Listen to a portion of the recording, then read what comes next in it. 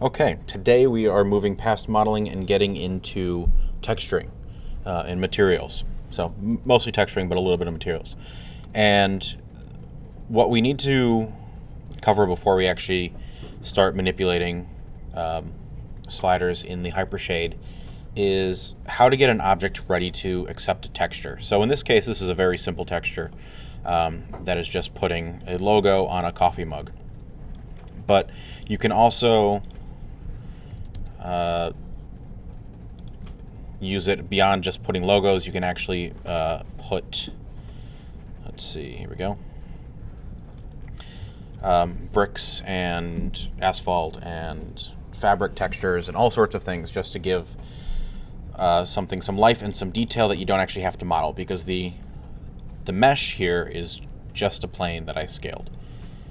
But then you apply an image to it, and then you apply an image texture, and it starts looking a lot better very quickly, right? And then when you render it, it's going to take a little while because it's recording and rendering at the same time, but maybe. So here's the render. Took about 40 seconds to render. You get considerably more detail with very minimal effort. So this is kind of where we're going. We're not going to, hopefully this will be kind of relatively simple. So let's start first with what is UV unwrapping. And the best way I can think to describe it is these paper cubes. If you've ever done this before, if you've ever taken this template, drawn on it, cut it out, taped it or glued it together, which is a surprisingly difficult task, and then you have a 3D cube from a 2D object, right? From a 2D piece of paper, you get a three-dimensional object, which looks like that, hopefully in some form. UV unwrapping is this process in reverse.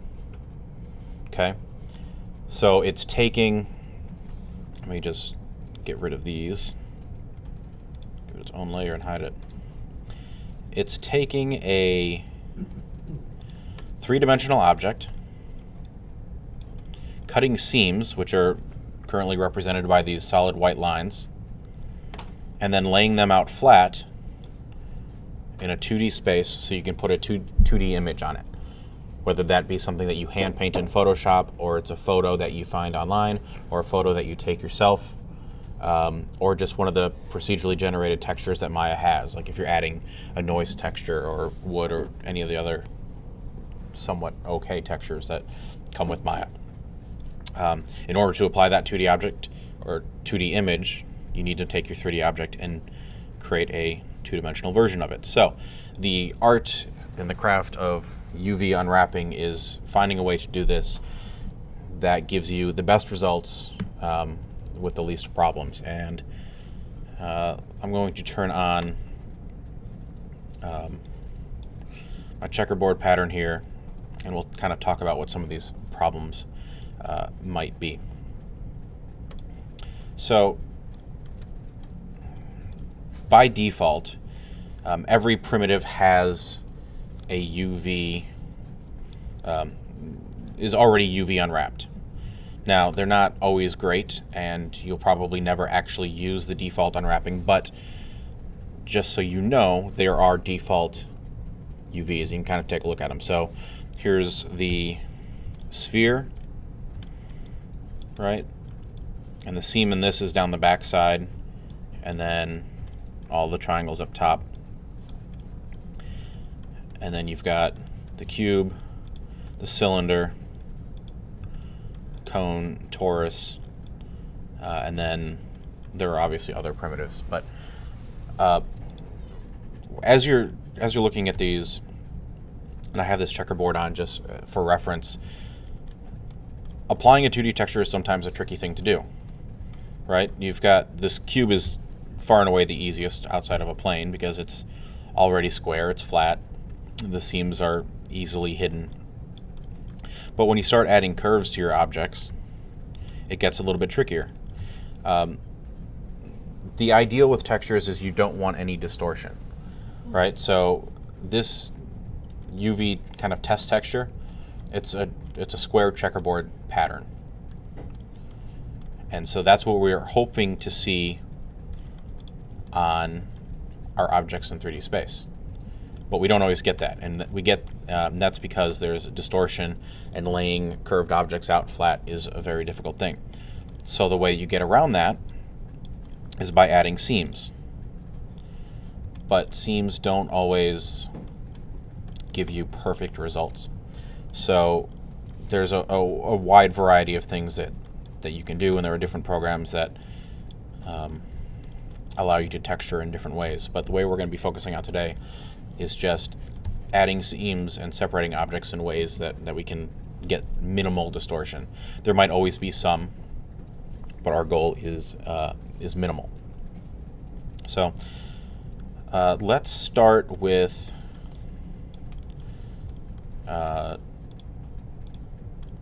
just a cube. So I'm going to delete all of these. We're just going to add a blank cube.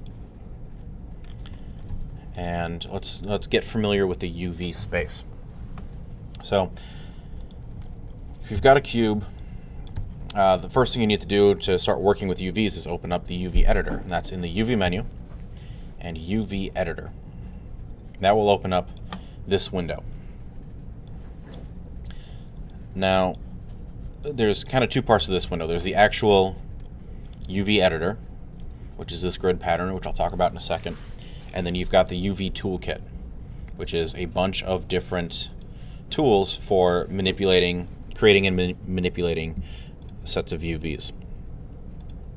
All right, I'm going to take that toolkit and I'm going to drag it over to the side and just dock it underneath my channel box and modeling toolkit, so it's all in one place, easy to get to. And then the UV editor, I can do the same thing in my viewport.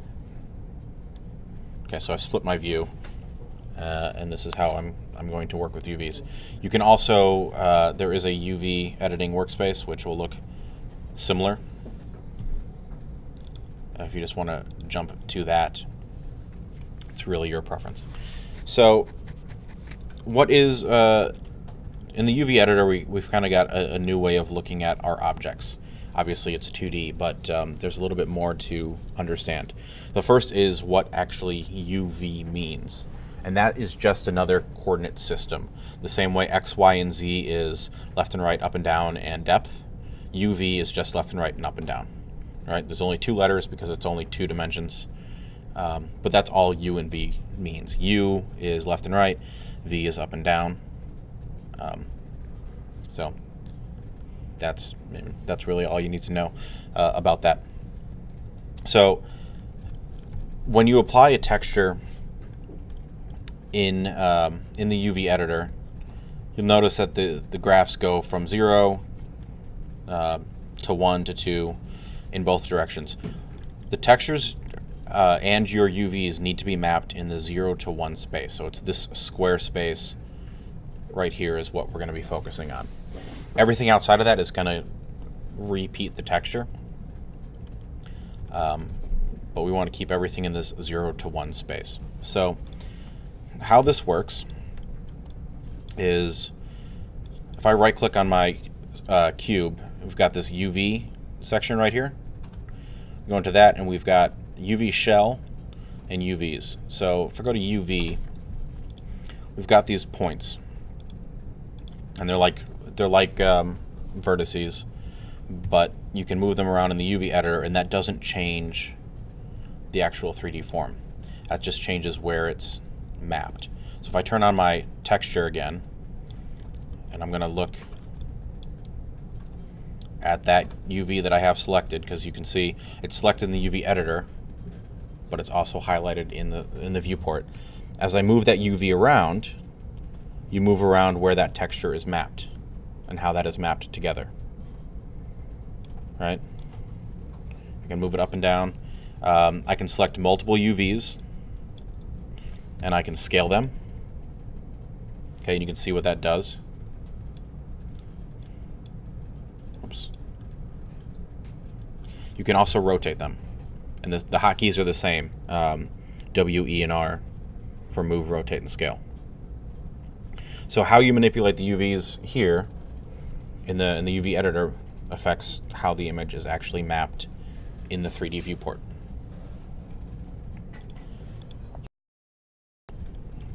when I'm talking about having a good UV unwrap and good texture mapping and minimal distortion, this is kind of what I'm talking about. Is you want to have all of your squares be the same size, and it's good to have this checkerboard turned on when you're first unwrapping, because it helps you keep an eye on these things to make sure you're not getting any distortion. Let me just undo back to normal. Make sure you're not getting any distortion.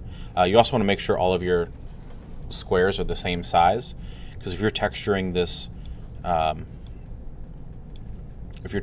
box, say with bricks, and then on one face all of the bricks are a lot larger, it's going to look weird, right? You want to make sure that your object has the same consistent, or your texture has the same consistent size throughout. So let's actually add a texture to this, and kind of see how that workflow goes. Okay, so as we're about to start applying textures, I figured now would be a good time to tell you where you can get textures. There's a bunch of sites out there if you just do a Google search for textures or CG textures. Some of them are free, some of them are paid. I have a selection of free because I know you're all students, and this is for class, and there's no reason to spend a bunch of money on textures for a class project necessarily. So here is Texturify, texturify.com. You check their terms of use, and basically all this says is you're free to use it, you just can't resell the textures.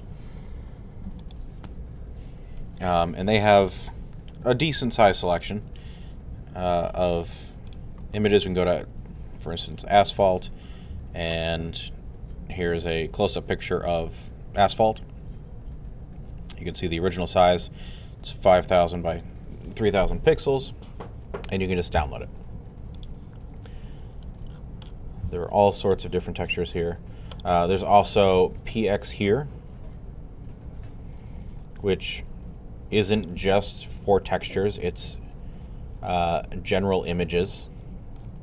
But if you search for brick texture, you get some brick textures. Pixneo, I guess, is very similar. And then we have texturelib.com. Okay, and again, it's good to check the licenses and make sure that you are free to use them, especially if you're starting to make money as a 3D artist. You want to make sure you have the rights to all of the assets that you're using. And then there's also, if I go back here, search.creativecommons.org, a personal favorite of mine. You can type in whatever you want. So if we go, let's say, wood texture, you can search Flickr, you can search Google Images, you can see a bunch of different options.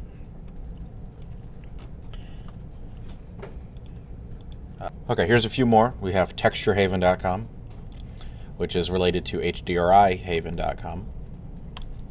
We have texture.ninja, if you prefer to work in Ninja-related sites. And then we have Pixabay, which is not always textures, but still great quality images. And Pexels, which is also always free, not always textures, but very good imagery nonetheless.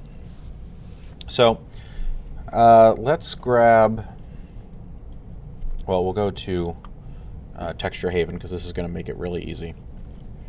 And I'm just going to grab a, let's see, we'll browse textures and we'll grab, let's actually grab this white sandstone brick texture. So there are different sorts of textures for different uses. Probably the most obvious is your color maps. And so that's going to be, let's see, do I still have that open?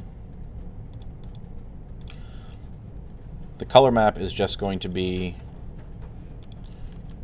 kind of the image. What is the color? It's not going to tell you any bump information. It's not going to tell you any specularity, any highlight information. It's just the color of what does this look like. And if I go to some of the examples that I have. All right, here's a color map. And then, so this is just, it's like a decal, right? It's a sticker going right on the face. Then there are things called bump maps. And bump maps are certainly related to color, and they're often derived from the color map, but they usually grayscale, 90% of the time at least. And what bump maps do is Maya reads the luminance values, right, the black to white, and anything that is 50% gray or darker gets pushed in, and anything that's 50% gray or lighter gets pushed out. And obviously the closer to black it is, the further it gets pushed. Closer to white, the further it gets pulled. And I can kind of show you how this works in Maya. And I'll get to exactly how this is kind of set up and how you create this. But if I go to my basic brick, and I've got all of these different nodes here, but I'm just going to show you what just the bump looks like. And I'll bump up the color. Okay. So here is what the bump map is doing. There's no color information, there's no specularity. And again, this is just one plane, very simple. But the bump map makes it look like there is that brick texture. And you can adjust the intensity of it.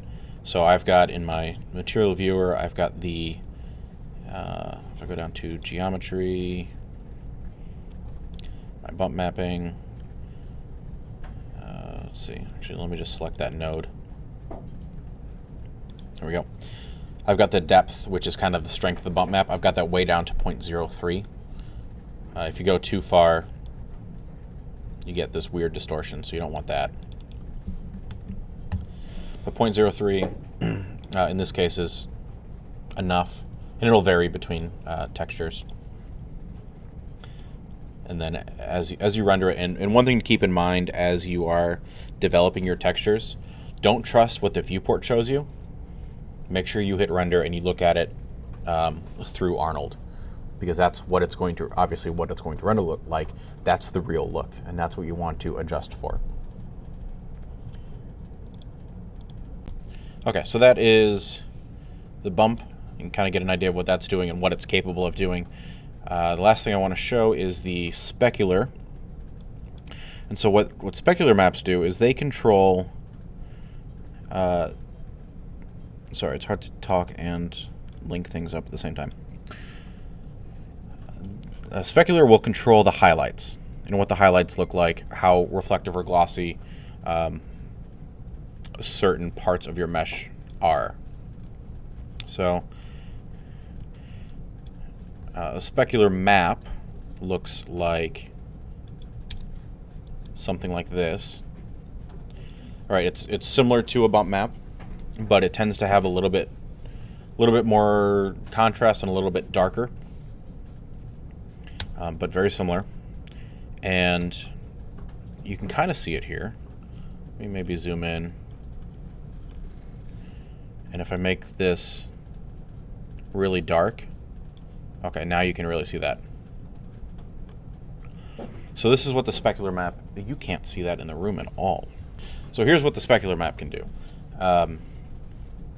It defines where you're getting highlights. So very few things are uniformly glossy.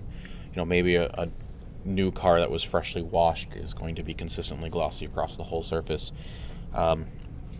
But a lot of things, especially a lot of things that people touch with their hands, are not uniformly glossy. If you think of like a computer mouse, it's going to be a little bit shinier where the palm rests and where the fingers hit the buttons than it will be along the edges where the fingers don't touch it as much. And that's just a factor of being worn down over time by consistent use and by the oil in your hands, on your skin, rubbing off, and sometimes Cheetos dust or whatever else you're eating while you're using the mouse, which you shouldn't be doing, but it happens. So that's what a specular map can do. All these three things together can again, talking and linking things up is difficult. Can give you some great results. So here's adding that bump map back in, and of course it's going to take a minute to refresh, and then I'll add the color back in as well, and now you get a nice bumpy wall. So that's the really simple scenario. So now let's put it into practice. So I'll go back to my cube. I'll hide that. All right, and we've got our bump map, or not a bump map, excuse me, our UVs. And for something that's kind of the default, all you really need to do to add a texture is right-click and give it a new material. We're going to go with Arnold Standard Surface Shader. Okay, I'm going to name it Cube Demo. And I'm in the attribute editor, but you can also open up the Hypershade if you're more comfortable working in the Hypershade. Got the same options. So Cube Demo, and then if you remember, I know I've covered this before, but I want to make sure it's clear here this semester. And the base color, you click on the checkerboard next to the slider, and that's going to allow you to add a node to control that value. So in our case, we want to add a file. This is just the regular Maya 2D file texture or file node. You do that, and you've got this image name field. This is where you load your image. So I'm going to load, I'll just load the brick that I already had downloaded. One note, all my textures are saved in my source images folder in my project. Okay, so here's my project directory, source images, and here's where all my textures are saved. Some of them are in folders, some of them are not. As your projects grow, I would encourage you to put use folders and use a folder for an individual object, because you're going to have a lot of different images, and it's going to get overwhelming quickly as you start adding textures. So stay organized. I'm going to grab my brick color, click open, and it just applies it straight to the UVs. So in the UV editor, if I click on this little button right here, it will show me the texture. You want to make sure your textures are square, otherwise things will get distorted and you'll have to adjust for it. So try to keep your textures square as often as possible. Now, I mean, that's the vast majority of it, but you can select your UVs in the UV editor, and you can move them around. Oh, well, that's the top, so you're not going to see that. All right, you can move them around however you want. If you want to reposition, you can also right-click and select UV shell. That's going to select everything that's kind of connected based on seams. So I can select that, and now I can move the whole thing. If I want, I can rotate it. I can scale it. You can see as I scale it, as the UVs get smaller, the texture looks bigger. Okay? And that's because the UVs are taking up less space on the image. Okay? So often your goal with UVs is going to be to maximize the amount of texture space available. Right? This is a 2048 by 2048 pixel texture. You don't want to go too much bigger. You can do 4K textures, but it's going to really start slowing down render times, and if you're doing real-time, video game development, that's going to be a very difficult thing to do. So your goal is to maximize the limited texture space that you have. Right? You have 2048 pixels across and 2048 pixels up, and so in order to pack the most detail in, you want your UVs to be as large as possible. Another thing to keep in mind is not every texture needs to be the same size, because if you have a very small object way in the background, there's no point in having a 2000 pixel texture on it. Whereas if you got an object that you're going to be very close to, then you maybe want to go with a 4K texture, because as you get closer to these objects, the textures break down because you're just zooming in on an image, right? So if you don't want to see all of this pixelated JPEG artifacty crap, you just have to change the resolution of your texture. So that's how you apply an image texture to the color. For bump mapping, you just go to the geometry section and it's roughly the same.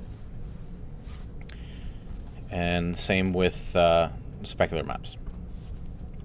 So there's the quick overview of UV unwrapping. We're going to jump into something a little bit more complicated here in a second and actually work through the full process without skipping anything or glossing over anything.